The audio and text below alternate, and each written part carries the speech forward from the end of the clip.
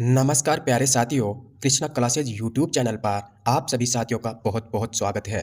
प्यारे साथियों, यदि आप राजस्थान हाई कोर्ट एवं रीट मेंस की तैयारी कर रहे हो तो यह क्लास आपके लिए महत्वपूर्ण रहने वाली है। प्यारे साथियों, जो भी साथी चैनल पर पहली बार आया हो, चैनल को जरूर सब्सक्राइबर कर लेना। जी हाँ साथियों, यह class Rajasthan high court exam 2025 के परीक्षा पैटर्न पर आधारित एक मॉडल टेस्ट पेपर है, जिसमें सिलेबस पर आधारित राजस्थान जीके एवं हिंदी व्याकरण से महत्वपूर्ण प्रश्न है, जो परीक्षा के लिहाज से बहुत ही उपयोगी है साथियों। तो बने रहिए साथियों क्लास के एंड तक, साथ ही क्लास को लाइक एंड शेयर जरूर कर देना साथियों। तो चलिए साथियों, शुरू करते हैं क्लास को। क्वेश्चन है, राजस्थान में मूर्ति कला का सबसे बड़ा केंद्र है। राजस्थान में मूर्ति कला का सबसे बड़ा केंद्र है, कौन सा है? कोटा, मकराना, अजमेर, जयपुर। तो साथियों, राजस्थान में मूर्ति कला का सबसे बड़ा केंद्र कौन सा हो जाएगा? तो वो हो जाएगा साथियों अपना जयपुर। जयपुर में राजस्थान के अंदर सबसे ज़्यादा मूर्तियों को क्या होता है? निर्माण होता है, इसीलिए राजस्थान में मूर्ति कला का सबसे बड़ा केंद्र क्या हो जाएगा? जयपुर। नेक्स्ट क्वेश्चन है, बयाना दुर्ग का निर्माण किस वंश के राजा द्वारा करवाया गया था? या करवाया था? बयाना दुर्ग का निर्माण किस वंश के राजा के द्वारा करवाया गया? यादव, परमार, जाट और कछवाहा। तो साथियों, यहाँ पे बयाना दुर्ग का निर्माण करवाने वाले राजा किस वंश के हो जाएंगे? वो हो जाएंगे यादव वंश के। ऑप्शन नंबर है यादव वंश के राजा, यानी जादौन राजपूत शासक। कौन? विजयपाल। विजयपाल विजयपाल ने 11वीं सदी के अंदर, कौन सी सदी में? 11वीं सदी में बयाना भरतपुर के अंदर विजयगढ़ दुर्ग, कौन सा? विजयगढ़ दुर्ग का निर्माण करवाया था। बयाना दुर्ग कहाँ पे पड़ता है? भरतपुर में। विजयगढ़ दुर्ग का निर्माण करवाने वाले कौन से हो गए? विजयपाल, जो किस वंश से संबंध रखते थे? यादव। नेक्स्ट क्वेश्चन है, जालोर के दुर्ग को किस नाम से जाना जाता है? जालोर के दुर्ग, साथियों ये दुर्ग है, यहाँ पे क्या है? दुर्ग। जालोर के दुर्ग को किस नाम से जाना जाता है? सोनार का किला, स्वर्णगिरी किला, मेहरानगढ़ दुर्ग, तारागढ़ दुर्ग। तो जालोर के दुर्ग को किस नाम से जाना जाता है? राजस्थान के अंदर जो जालोर का दुर्ग है उसको किस नाम से जाना जाता है? स्वर्णगिरी दुर्ग या किला। स्वर्णगिरी दुर्ग या किला कहाँ का हो जाएगा? जालोर का। ऑप्शन नंबर बी, स्वर्णगिरी किला। स्वर्णगिरी यानी, इसके नाम से जाहिर हो रहा है कि स्वर्णगिरी यानी ये स्वर्ण पर्वत या स्वर्णगरा के नाम से भी जाना जाता है, क्योंकि ये एक पहाड़ी पर स्थित है और इसे क्या कहते हैं? गोल्डन माउंट या सुनहरी पहाड़ी के नाम से भी जाना जाता है। किसे? जालोर के दुर्ग यानी स्वर्णगिरी दुर्ग को। नेक्स्ट क्वेश्चन है, जयपुर के हवा महल में कुल कितनी खिड़कियां हैं? जो जयपुर के अंदर हवा महल है उसमें कुल कितनी खिड़कियां हैं? खिड़कियां से मतलब झरोखे, या खिड़कियों से मतलब क्या है? झरोखे। कितने हैं? 472, 953, 550 और 920। तो साथियों, यहाँ पे जयपुर का जो हवा महल है उसमें 953 क्या है? झरोखे या खिड़कियाँ इनको बोलते हैं। और ये इतनी संख्या में 953 में झरोखे, इनका क्या तात्पर्य है? ये इसलिए है साथियों क्योंकि उस समय पे जो बाहरी सांस्कृतिक गतिविधियाँ होती थी, उनको जो राज परिवार की जो महिलाएं होती थी, रानियाँ होती थी, वो वहाँ से उनका क्या करती थी? दर्शन करती थी। ठीक है। नेक्स्ट क्वेश्चन है, अजमेर के अलावा तारागढ़ नामक, क्या है यहाँ पे? नामक दुर्ग राजस्थान में किस स्थान पर बना हुआ है? यानी अजमेर के अलावा तारागढ़ नामक दुर्ग राजस्थान के किस स्थान पर बना हुआ है? कोटा, बूंदी, झालावाड़ और धौलपुर। तो तारागढ़ नाम से राजस्थान में कितने किले हैं? वो है 2 किले। कितने किले हैं? 2। पहला तो कहाँ पे? अजमेर। और दूसरा कहाँ पे हो जाएगा? वो दूसरा हो जाएगा बूंदी। कहाँ पे हो जाएगा? बूंदी। तारागढ़ अजमेर, इसे क्या कहते हैं? इसे कहते हैं गढ़बीटली। क्या कहते हैं? गढ़बीटली किसका नाम है? तारागढ़ अजमेर के किले का नाम है, तथा इसको क्या कहते हैं? राजस्थान का जिब्राल्टर भी कहा जाता है। और जो बूंदी का तारागढ़ किला है, ये कब बचा था? ये कब बनवाया था? 1354 ईस्वी में किसने बनवाया था? बरसिंघाड़ा ने। कौन से हड़ा थे? बरसिंघाड़ा। बूंदी में हड़ा राजवंश का शासन था। और इस किले में प्राकृतिक सौंदर्य देखने को मिलता है। किसमें? बूंदी वाले में। और अजमेर को क्या कहते हैं? राजस्थान का जिब्राल्टर और गढ़बीटली नाम से भी जाना जाता है। नेक्स्ट क्वेश्चन है, राजस्थान का गांधी किसे कहा गया है? गांधी, गांधी ऐसे लिखते हैं। राजस्थान का गांधी किसे कहा गया है? जय नारायण व्यास, जमनालाल बजाज, माणिक्यलाल वर्मा और गोकुलभाई भट्ट। तो राजस्थान का गांधी किसे कहा जाता है? वो कहा जाता है गोकुलभाई भट्ट। किसे कहा जाता है? गोकुलभाई भट्ट। राजस्थान के गांधी कौन हो गए? गोकुलभाई भट्ट। और जय नारायण व्यास को क्या कहते हैं? जय नारायण व्यास को शेर ए राजस्थान, ये राजस्थान के लोकनायक से भी प्रसिद्ध थे। और जमनालाल बजाज, जमनालाल बजाज ये गांधी जी के क्या थे? पांचवें पुत्र। कौन से पुत्र? पांचवें पुत्र। और माणिक्यलाल वर्मा, इन्हें क्या कहा जाता है? इन्हें मेवाड़ का गांधी कहा जाता है। मेवाड़ के गांधी के नाम से कौन प्रसिद्ध है? माणिक्यलाल वर्मा। ये क्या थे? कि किसान नेता थे। और मेवाड़ प्रजा मंडल की स्थापना 1938 में किसने की थी? माणिक्यलाल वर्मा ने। और संयुक्त राजस्थान के प्रधानमंत्री भी कौन बने थे? माणिक्यलाल वर्मा। साथ ही ये बिजोलिया किसान आंदोलन में भाग लेने वाले नेता भी थे। और माणिक्यलाल वर्मा। नेक्स्ट क्वेश्चन है, स्वतंत्रता संग्राम के दौरान लोकप्रिय गीत। कब? स्वतंत्रता संग्राम के दौरान लोकप्रिय गीत पंचीड़ा के लेखक कौन थे? पंचीड़ा नामक गीत किसने लिखा था? जय नारायण व्यास, जमनालाल बजाज, माणिक्यलाल वर्मा और हरिबाऊ उपाध्याय। तो किसने लिखा था? ये लिखा था, पंचीड़ा गीत किसने लिखा था? पंचीड़ा गीत लिखने वाले भी कौन थे? माणिक्यलाल वर्मा। कौन थे? माणिक्यलाल वर्मा। और ये कब लिखा था? ये लिखा था जो बिजोलिया किसान आंदोलन था, कब हुआ था? ये हुआ था 1894 से 1941। 1941 के बीच ये 4 फेज में होता है। कौन सा? बिजोलिया किसान आंदोलन। और इसी आंदोलन के दौरान किसानों के अंदर जोश भरने हेतु माणिक्यलाल वर्मा जी ने पंचीड़ा नामक गीत गाया था। कौन सा गीत था? पंचीड़ा नामक गीत। नेक्स्ट क्वेश्चन है,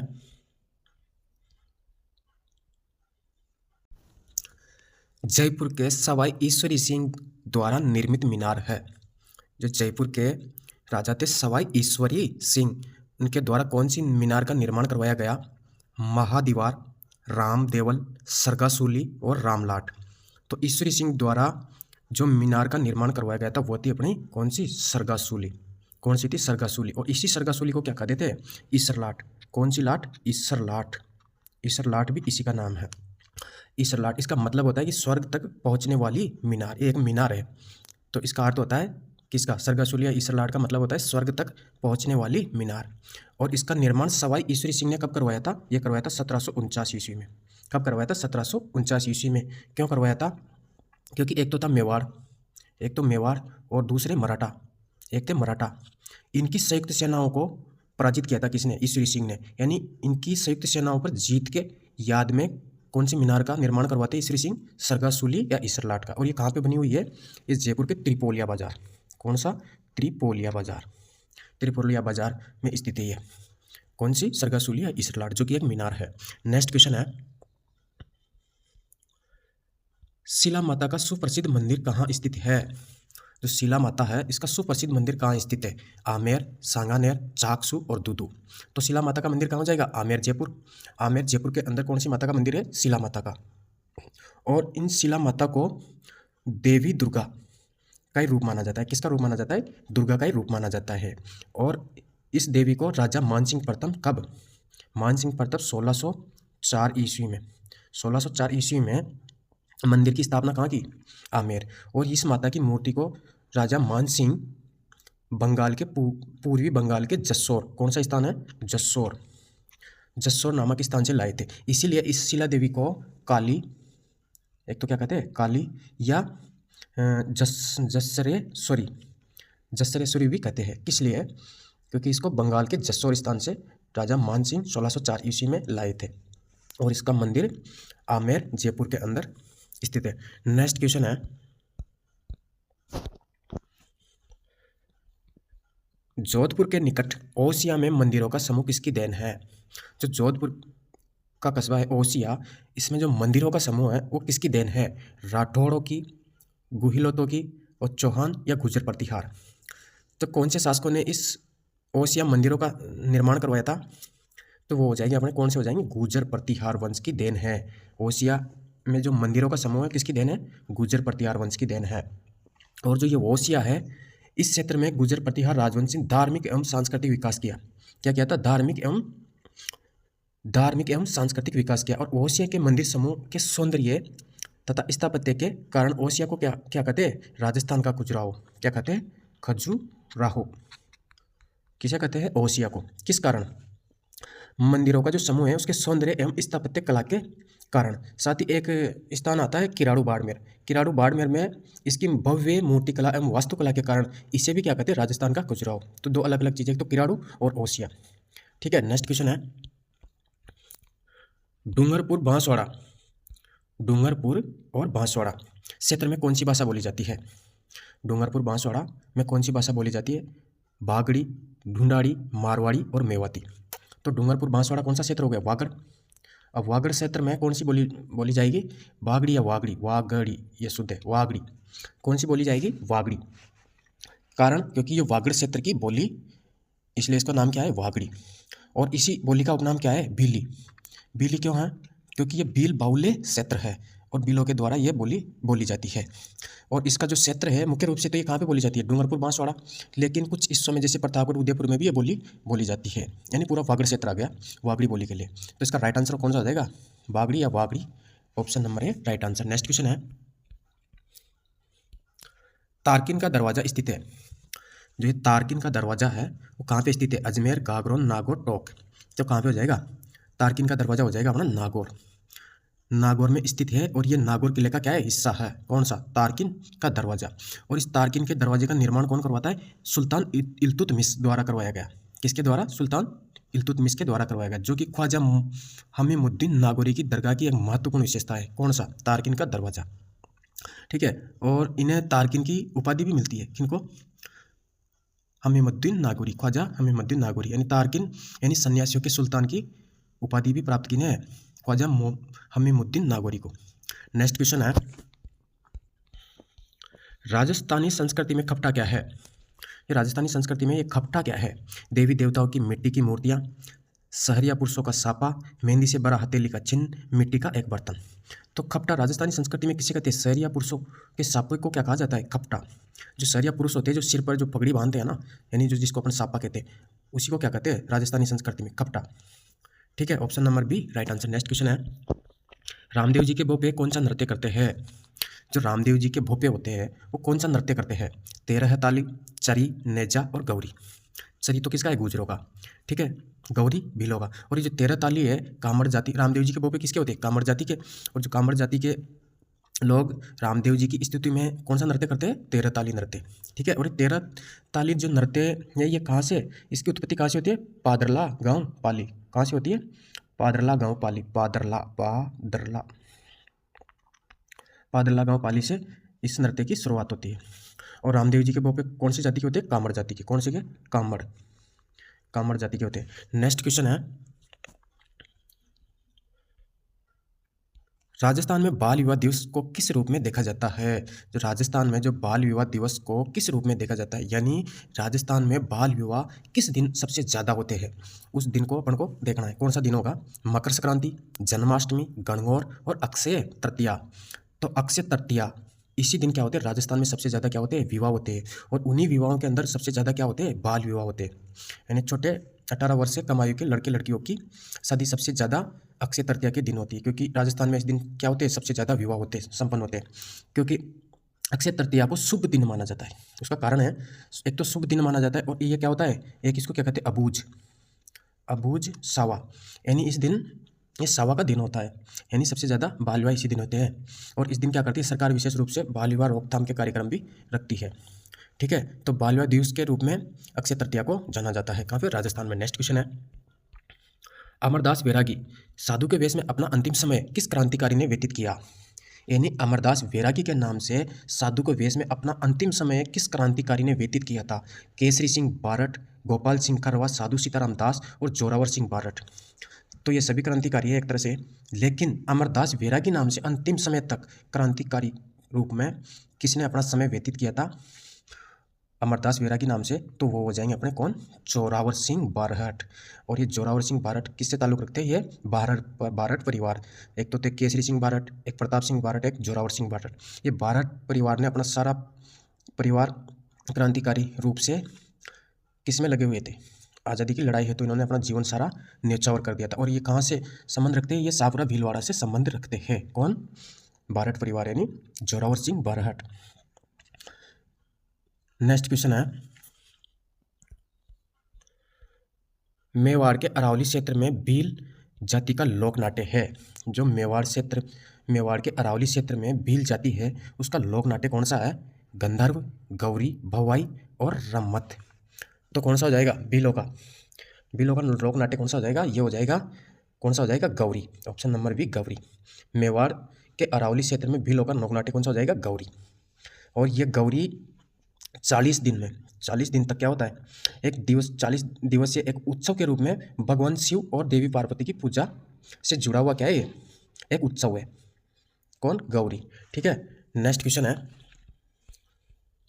जैन समुदाय द्वारा पर्युषण पर्व किस माह में मनाया जाता है? जो जैन समुदाय के लोग हैं वो पर्युषण पर्व किस माह में मनाते हैं? आश्विन मास में, श्रवण मास में, कार्तिक मास में और भाद्र मास में। तो साथियों यहाँ पे जो पर्युषण पर्व जैन समाज द्वारा मनाया जाता है ये भाद्र मास में मनाया जाता है। कब मनाया जाता है? भाद्र मास में मनाया जाता है।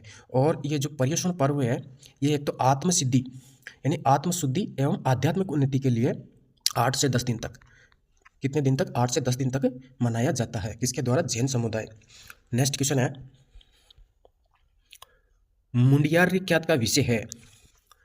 ये मुंडियारी ख्यात का विषय है। ये जो मुंडियारी ख्यात है इसका विषय क्या है? सिरोही के चौहान, बूंदी के हाड़ा, मेवाड़ के सिसोदिया, मारवाड़ के राठौड़। तो मारवाड़ के राठौड़ मुंडियारी ख्यात में किसका विवरण मिलता है? मारवाड़ के राठौड़ों का।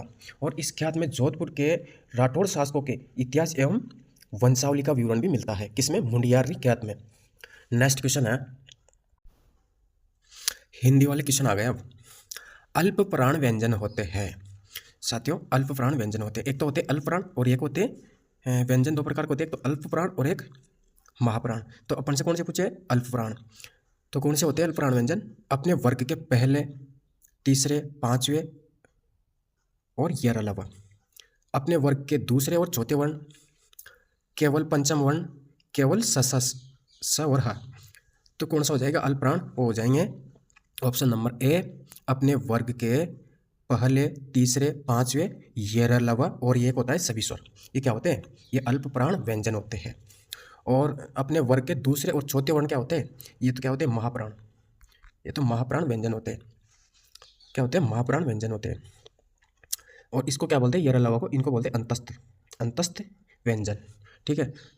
और जो महाप्राण व्यंजन होते हैं उसमें होते हैं एक तो दूसरे और चौथे वर्ग, यानी इसमें सबसे मूल अंतर तो यह है कि जब अपन उच्चारण के समय मुंह से एक तो कम हवा निकलती है और कम जोर लगाते हैं, वो तो क्या होते हैं? अल्प प्राण।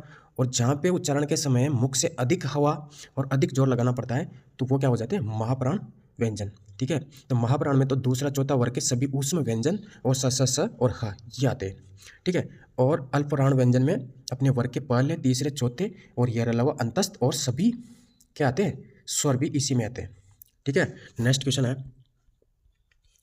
निम्नलिखित में से कौन सा वाक्य शुद्ध है? निम्नलिखित में से कौन सा वाक्य शुद्ध वाक्य बताना है अपन को? मेरे को आगरा जाना है, उसे मृत्युदंड की सजा दी गई, मुझे क्या करना चाहिए, वह तेरे को काम नहीं देगा। तो यहाँ पे शुद्ध कौन सा हो जाएगा? मुझे क्या करना चाहिए, बिल्कुल शुद्ध वाक्य है। ऑप्शन नंबर सी अपना क्या हो जाएगा? Right answer. और बाकी जैसे मेरे को आगरा जाना है तो इसमें क्या अशुद्ध हो जाएगा?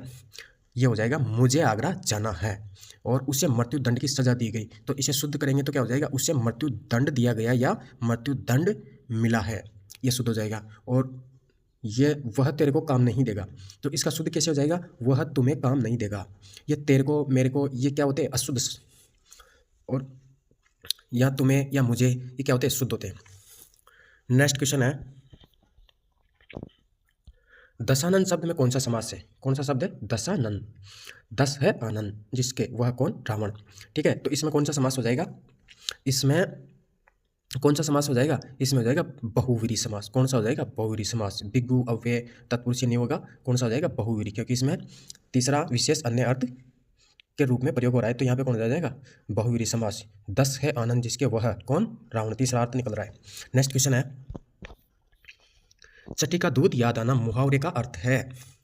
क्या है मुहावरा? छठी का दूध याद आना, बचपन की याद रखना, शुद्ध भूल जाना, बच्चों जैसा व्यवहार करना, बहुत कष्ट होना। तो यहाँ पे छठी का दूध याद आना अर्थात बहुत कष्ट होना। इसका सटीक अर्थ क्या हो जाएगा?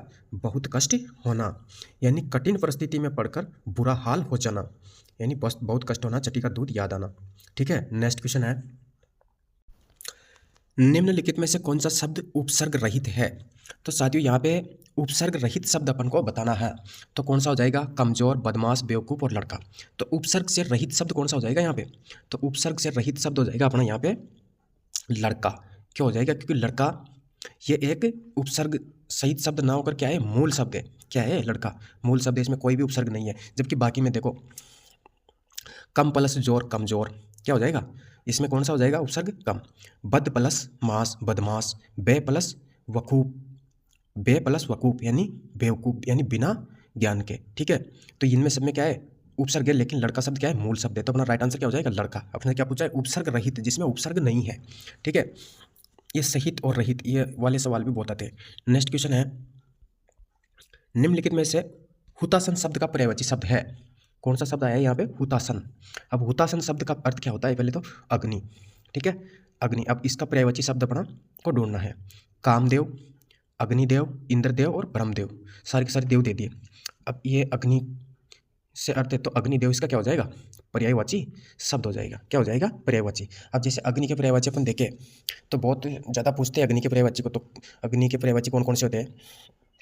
एक तो होता है आग, आग, पावक, पावक, अनल, अनल, दहन, दहन, ज्वाला, ज्वाला, ज्वलन, वैश, वानर, वहीन, धूमकेतु, और एक होता है सूची, सूची, और एक क्रसाणु, क्रसाणु। इसको बहुत ज़्यादा पूछते हैं। कौन सा? क्रसाणु। आग, पावक, अनल, दहन, ज्वाला, ज्वलन, वैश, वानर, वहीन, धूमकेतु, सूची और क्रसाणु, ये किसके पर्यायवाची है? अग्नि के। किसके हैं? अग्नि के। और कामदेव यानी कौन थे? प्रेम आकर्षण के देवता कामदेव। अनंग, मदन, मनोज, कंदर्प, मनसिज यानी मन में जन्म लेने वाले, मनमथ, सचिपति यानी इनकी पत्नी कौन थी? सची। रतिपति, रतिपति किनके लिए? कामदेव के लिए। पंचसर, पुष्पधनवा, ठीक है, किसके? कामदेव के। और ये जो इंद्रदेव है ये बरसात के देवता है, देवताओं के राजा और बरसात के देवता इंद्रदेव के। एक तो सुरपति, देवराज, सुरेश, मेघराज, वासव, सचिपति, ये किनके पर्यायवाची है? ये इंद्र के। और ब्रह्मा जी के, ब्रह्मा जी के तो शायद सभी जानते हो, जैसे अज, विधि, विधाता, प्रजापति, चतुरानन यानी चार आनंद वाले, चार मुख वाले, पितामह, करतार, ये किनके? ये ब्रह्मा जी के। ठीक है, तो ये बहुत इंपॉर्टेंट है। कामदेव, अग्नि, इंद्रदेव और ब्रह्मदेव, इनके पर्यायवाची अक्सर एग्जाम में पूछे जाते हैं। सारे के सारे इंपॉर्टेंट है ये। नेक्स्ट क्वेश्चन है,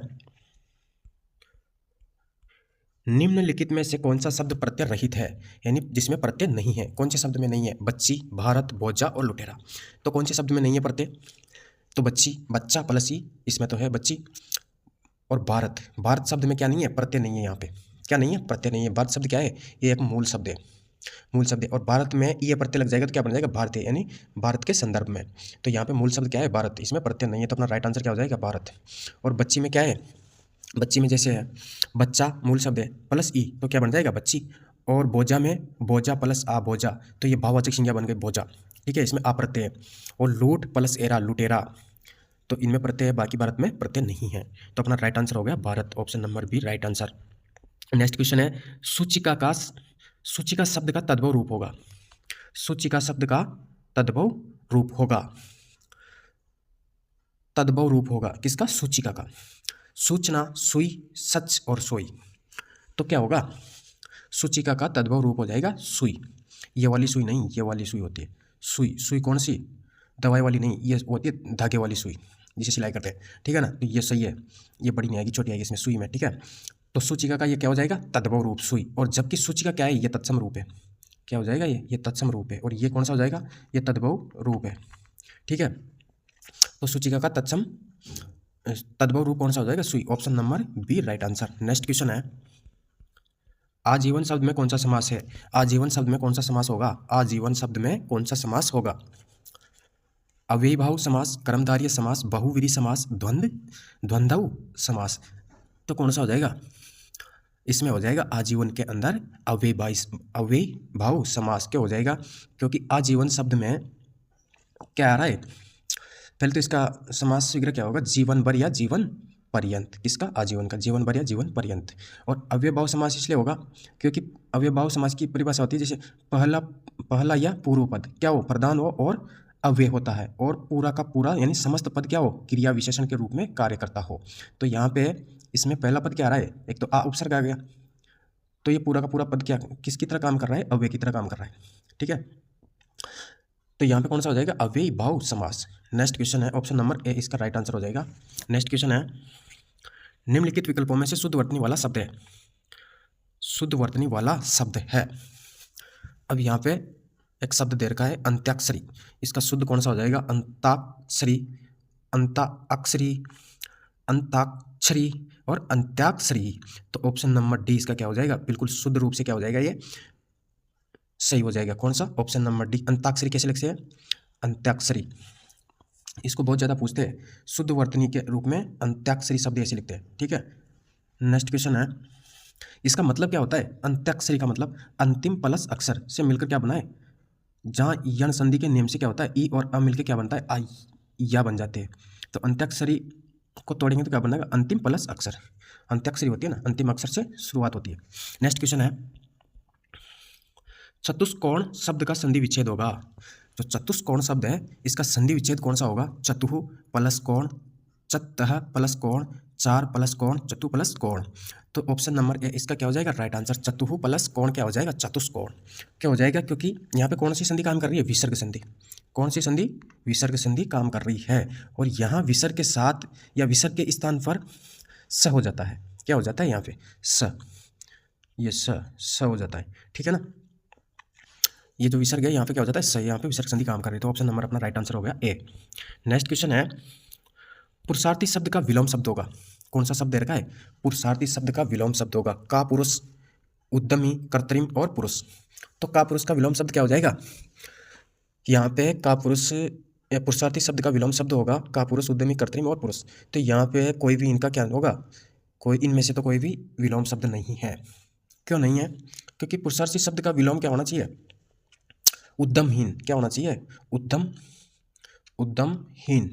जो उद्यम यानी उद्यम नहीं करता हो, अपरिश्रमी हो, पुरुषार्थहीन हो, ये इसके क्या हो सकते हैं? विलोम शब्द हो सकते हैं। ना कि का पुरुष, उद्यमी, कर्तरिम पुरुष। उद्यमहीन इसका क्या हो सकता है? विलोम हो सकता है। यानी जो परिश्रम नहीं करता है, जो आलसी हो, उसको क्या कहते हैं? उद्यमहीन कहते हैं। और जबकि पुरुषार्थी तो क्या करते हैं? परिश्रम करते हैं, पुरुषार्थ करते हैं, और उद्यमहीन ना होकर क्या होते हैं? उद्यमी होते हैं, यानी कार्य या व्यापार करते हैं, काम करते हैं। नेक्स्ट क्वेश्चन है, शक्ति शब्द से बनने वाला विशेषण है। शक्ति शब्द से बनने वाला विशेषण कौन सा होगा? शक्तिवान, शक्तिमान, शाक्त और शाक्त। तो कौन सा हो जाएगा?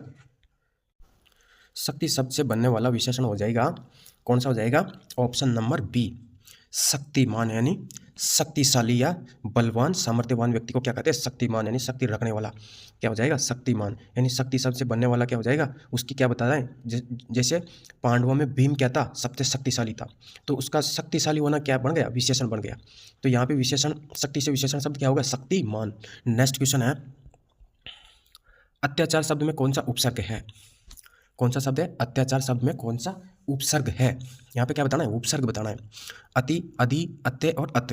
तो अत्याचार में कौन सा हो जाएगा? अति प्लस क्या हो जाएगा? ये आचार। आचार, इसमें कौन सा हो जाएगा? अति प्लस आचार, क्या बन जाएगा? अत्याचार। यानी यहाँ पे क्या है? अति क्या है? उपसर्ग, यानी इसका मतलब होता है अधिक, और आचार मूल शब्द है, यानी अत्यधिक दुर्व्यवहार वाला व्यक्ति क्या होता है? अत्याचार या अत्याचारी। ठीक है ना, तो इसका राइट आंसर क्या हो जाएगा? ऑप्शन नंबर ए, अति। नेक्स्ट क्वेश्चन है, आदि और आदि, ये वाला आदि है, ये आदि। ठीक है, शब्द युग्म का उपयुक्त अर्थ प्रदान करने वाला युग्म है आदि और आदि। तो आदि, इस वाले आदि का तो मतलब क्या होगा, और इस वाले आदि का मतलब क्या होगा? विराम और निरंतर, अभ्यस्त और प्रारंभ, प्रारंभ और अभ्यास, और असन और आसन। तो इसका मतलब यहाँ पे आदि का मतलब क्या हो जाएगा? इसका मतलब तो हो जाएगा प्रारंभ। ऑप्शन नंबर सी अपना क्या हो जाएगा? Right answer. और आदि का मतलब अभ्यास, यानी आरंभ, प्रारंभ इत्यादि, ये किसके मतलब होते हैं? आदि का। और अभ्यास, अभ्यस्त, आदत वाला, ये किसका मतलब होता है? आदि का। जैसे कहते हैं ना अपन, कोई व्यक्ति शराबी होता है तो उसको आदत होती है शराब पीने की, तो उसको क्या बोलते हैं? ये तो शराब का अभ्यस्त है या आदि है। ठीक है, और कोई भी चीज़ जैसे शुरुआत होती है तो उसको क्या बोलते हैं, प्रारंभ, आरंभ या आदि। ठीक है, नेक्स्ट क्वेश्चन है, के लिए परसर्ग कौन से कारक में होता है। कौन सा परसर्ग पूछा है यहाँ पे, के लिए। अब कौन से कारक में होता है ये, अपादान कारक में, कर्ता कारक में, संप्रदान कारक में और अधिकरण कारक में। तो किस में हो जाएगा, के लिए किस में होता है, ये होता है के लिए संप्रदान कारक में। किस में होता है, संप्रदान कारक में। इसका क्या होता है, के लिए यानी किसी के लिए कुछ देना या कुछ करना। ठीक है, जैसे राम ने श्याम के लिए पुस्तक दी, तो यहाँ पे कौन सा कारक हो जाएगा, संप्रदान कारक। और कर्ता में क्या होता है, कार्य को करने वाला। जैसे राम ने खाना खाया, तो राम ने कर्ता हो गया ना, राम ने, तो इसमें परसर क्या आता है, ने। ठीक है, और अपादान किसके लिए आता है, अलग होने के लिए। जैसे पेड़ से पत्ता गिरा, किससे गिरा, पेड़ से अलग हो रहा है तो अपादान। और अधिकरण में इसके लिए क्या होता है, जैसे इसके होते हैं पर या में, यानी क्रिया का आधार या स्थान कौन से प्रसर्ग में आता है, अधिकरण में।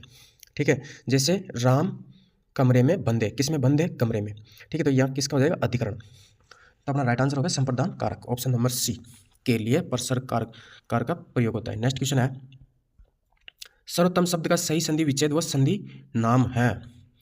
किसका, सर्वोत्तम शब्द, कौन सा शब्द दे रखा है, सर्वोत्तम शब्द का संधि विच्छेद करना है और उस संधि का नाम बताना है। तो सर्व प्लस उत्तम विसर्ग संधि, सर्व प्लस उत्तम गुण संधि, सर्व प्लस उत्तम गुण संधि, सर्वे प्लस उत्तम वर्ती संधि। तो यहाँ पे कौन सा हो जाएगा, यहाँ पे हो जाएगा अपना ऑप्शन नंबर सी, बिल्कुल राइट आंसर है। सर्व प्लस उत्तम क्या बन जाएगा, सर्वोत्तम। और इसमें कौन सी संधि काम कर रही है, गुण स्वर संधि। कौन सी संधि, इसमें गुण स्वर संधि का भाग होता है गुण संधि, तो यहाँ पे कौन सी संधि काम कर रही है, गुण संधि। नेक्स्ट क्वेश्चन है, कठिनाई में थोड़ी सी सहायता भी काम आती है, इस प्रकार का अर्थ रखने वाली कहावत कौन सी है। एक कहावत होती है, कठिनाई में थोड़ी सी सहायता भी काम आती है। ये कौन सी कहावत का अर्थ होता है ऐसा, वो अपन को बतानी है। यथा राजा तथा प्रजा, डूबते को तिनके का सहारा, नो नगद तेरा उधार, सहज पके सो मीठा होए। तो यहाँ पे डूबते को तिनके का सहारा, इस कहावत का अर्थ क्या होगा, कठिनाई में थोड़ी सी सहायता भी काम आती है। ये किससे संबंध रखती है, डूबते को तिनके का सहारा।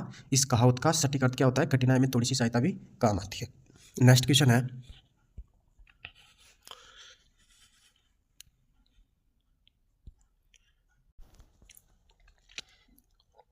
बहस तथा छाछ अर्थ प्रदान करने वाला शब्द युग्म है। एक तो शब्द है बहस और एक है छाछ, अर्थ प्रदान करने वाला शब्द युग्म है। तप्त और तर्क, तक्र और तप्त, तर्क और तक्र, और तृण और तप्त। तो तक्र और तक्र, तर्क यानी तो क्या हो जाएगा, बहस, और तक्र यानी क्या हो जाएगा, छाछ। तो अपना क्या राइट आंसर हो गया, ऑप्शन नंबर सी अपना क्या हो गया यहाँ पे राइट आंसर। तक्र का मतलब क्या होता है, छाछ, और तर्क मतलब बहस हो रही है, आपस में बहस हो रही है, यानी तर्क वितर्क हो रहा है। नेक्स्ट क्वेश्चन है, मानक हिंदी का आधार है। मानक हिंदी का आधार क्या है, ब्रजभाषा, खड़ी बोली, अपभ्रंश और प्रकृति। तो मानक हिंदी का आधार कौन सी भाषा है, वो हो जाएगी अपनी कौन सी, ऑप्शन नंबर बी, खड़ी बोली। क्यों हो जाएगी, क्योंकि इसका विकास दिल्ली के आसपास होता है, किसका, खड़ी बोली का। और मानक हिंदी औपचारिक उपयोग के लिए एक क्या है, स्तर एवं व्याकरणिक, यानी व्याकरणिक रूप से शुद्ध, इसका क्या है, पिक्स व्याकरण है, यानी व्याकरण में इसके पिक्स शब्द होते हैं, यानी व्याकरण रूप से शुद्ध है, जो इसमें विभिन्नता नहीं मिलती। और जिसके अंदर सबसे ज़्यादा क्या होता है, यानी तत्सम शब्द, यानी संस्कृत से तत्सम शब्दों का सहारा लिया जाता है, किसमें, खड़ी बोली में। और खड़ी बोली कहाँ पे बोली जाती है, दिल्ली के आसपास, जिसको क्या मानते हैं, मानक हिंदी का आधार माना गया है। यानी सबसे शुद्ध भाषा कौन सी है हिंदी की, खड़ी बोली, जो कि औपचारिक रूप से पत्र व्यवहार या हिंदी कार्यालयों में, पुस्तकों में कौन सी बोली का प्रयोग होता है, खड़ी बोली, यानी ये औपचारिक भाषा है। और इसका मानक व्याकरण भी स्थिर है। नेक्स्ट क्वेश्चन है, जगत प्लस माता से संधि शब्द बनेगा, कौन सा शब्द बनेगा, जगत प्लस माता से, जगत माता, जगन माता, जगत की माता और जगन माता। तो जगत प्लस माता से कौन सा शब्द बन जाएगा, जगन माता। क्या बनेगा, जगन माता। तद के बाद अगर म शब्द आता है तो वहाँ पे तद का क्या बन जाता है, ना बन जाता है, क्या बन जाता है। और ऐसा कौन सी संधि में होता है, व्यंजन संधि में। तो यहाँ पे क्या बन जाएगा, जगत प्लस माता का जगन माता, व्यंजन संधि का उदाहरण है। नेक्स्ट क्वेश्चन है, प्रतिध्वनि शब्द का समास विग्रह होगा, कौन सा शब्द दे रखा है यहाँ पे, प्रतिध्वनि शब्द का समास विग्रह होगा। ध्वनि की ध्वनि, प्रतिपल की ध्वनि, ध्वनि जैसी आवाज, हर पल ध्वनि। तो यहाँ पे प्रतिध्वनि शब्द का समास विग्रह क्या हो जाएगा? ध्वनि की ध्वनि या ध्वनि के बाद ध्वनि, यानी ध्वनि के बाद ध्वनि, इसका क्या हो जाएगा? समास विग्रह हो जाएगा। यानी तरंगों से परावर्तित होकर सुनाई देने वाली ध्वनि तरंगे क्या कहलाती है? प्रतिध्वनि।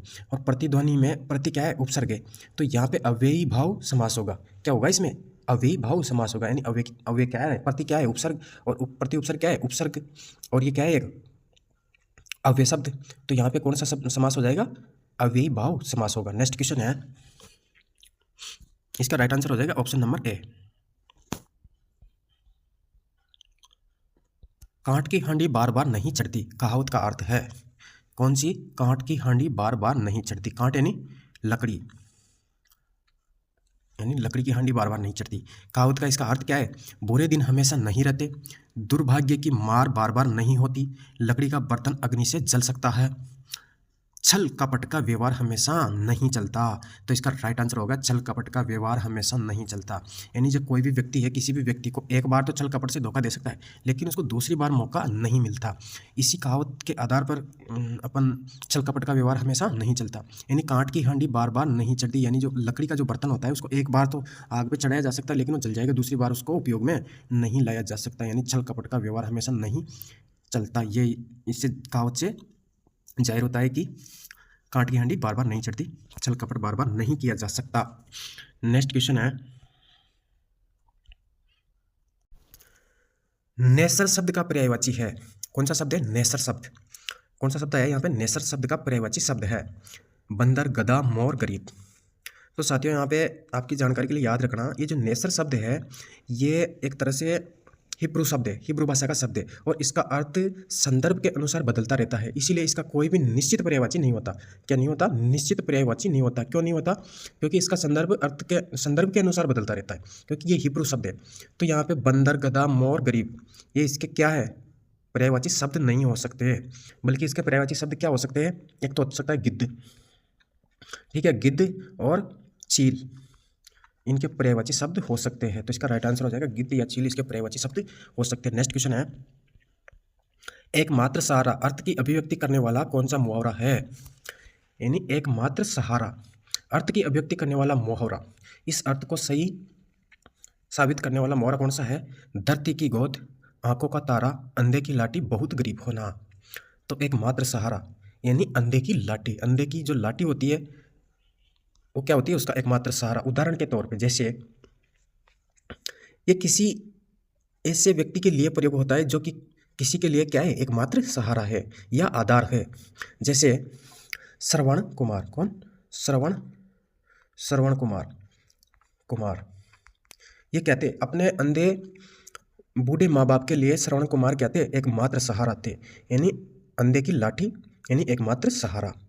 नेक्स्ट क्वेश्चन है, इसका राइट आंसर होगा अंधे की लाठी। नेक्स्ट क्वेश्चन है, मुनि श्रेष्ठ शब्द का समास विग्रह होगा। मुनि श्रेष्ठ शब्द का समास विग्रह क्या होगा? मुनियों में श्रेष्ठ, मुनि जैसा श्रेष्ठ, मुनियों के लिए श्रेष्ठ, और मुनियों से भी श्रेष्ठ। तो मुनि श्रेष्ठ शब्द का समास विग्रह क्या हो जाएगा? बिल्कुल सटीक हो जाएगा, मुनियों में श्रेष्ठ। बहुत सारे मुनि है, उनमें भी एक मुनि क्या है? सबसे श्रेष्ठ है। उसके लिए क्या हुआ? क्या बोलते हैं अपन? मुनि श्रेष्ठ या मुनियों में श्रेष्ठ। इसका क्या हो जाएगा? समास विग्रह हो जाएगा। और इसको कौन से समास में रखेंगे? अधिकरण। कौन सा? अधिकरण तत्पुरुष समास में इस उदाहरण को रखा जा सकता है। साथियों, आपके कितने क्वेश्चन सही हुए कमेंट बॉक्स में ज़रूर बताना कि आपको इनमें से कितने क्वेश्चन आए और कितने क्वेश्चन गलत हुए, या आपके टोटल मिला के कितने क्वेश्चन सही हो रहे हैं। ये एग्जाम लाइव क्वेश्चन थे, और एग्जाम में इस तरह के क्वेश्चन पूछे जाते हैं, जो कि ये क्वेश्चन बार बार पूछे गए क्वेश्चन ही है, ठीक है। और साथियों, राजस्थान हाई कोर्ट एग्जाम 2025 में सिलेक्शन का आधार हिंदी सब्जेक्ट रहने वाला है। उसका कारण है क्योंकि इस एग्जाम में हिंदी व्याकरण का जो वेटेज रखा गया है सिलेबस में, वो 60% से भी अधिक है। कितने? 60% से भी अधिक है। और इसीलिए आपको हिंदी सब्जेक्ट का जो पोर्शन है जो हिंदी व्याकरण का जो पोर्शन है उस पर अधिक से अधिक फोकस करना है। इसलिए आगे आने वाली क्लासों में हिंदी की शानदार क्लासें रहेगी। यदि ये क्लास आपको पसंद आई हो, साथ ही समझ में आई भी हो, तो क्लास को लाइक शेयर जरूर करना और चैनल को सब्सक्राइब कर लेना। क्लास पसंद आना अलग बात है, लेकिन क्लास समझ में आना ज़रूरी बात है साथियों। क्योंकि अगर क्लास ही समझ में नहीं आई तो अपना लक्ष्य और उद्देश्य वो सारा क्या हो जाता है। तो मिलते हैं साथियों फिर से एक नई क्लास के साथ, तब तक के लिए थैंक यू सो मच।